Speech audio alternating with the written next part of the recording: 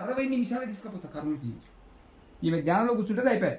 నేనేం మంచి old songs పెట్టుకుంటే ఒక బండి ఊకి ఇట్లా అంటే 70, 90, 80 అంతే.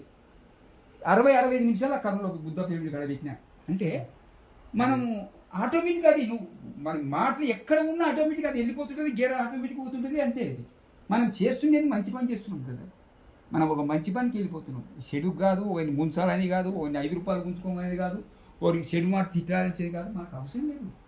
ఎక్కడ పోయినా ఆయన ధ్యానం కూర్చోబెట్ట కథం. నువ్వు ఎంత దూరం కాదు, నువ్వు తిరుపతి ఇట్లా అంటే ఒక్కసారి గుత్తిలో పోయి టీ తాతాం అంతే.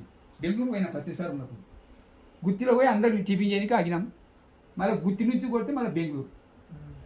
అంటే మనకు ఎనర్జీ అట్లా ఉంటుంది, మనకి ఏమి కాదు. మనకు అసలు నడుపుతుంటాం కాబట్టి ధ్యానం చేస్తాం కదా. ధ్యానం గంట సేపు చేసినామంటే 200 కిలోమీటర్లు నడపచ్చు, ఈజీగా నడపచ్చు. మనకు అలసట అనేది రాదు. కానీ 3 గంటలు ఏమైనా పండుకుంటే నడుపుతానే డ్రైవర్ ఉంటుంది సార్. అంటే ధ్యానం గంట చేస్తేనే అంత ఎనర్జీ ఉంచుకోండి మనకు. అంటే కాబట్టి అందరూ కూడా మీరు గ్రహించుకొని ధ్యానాన్ని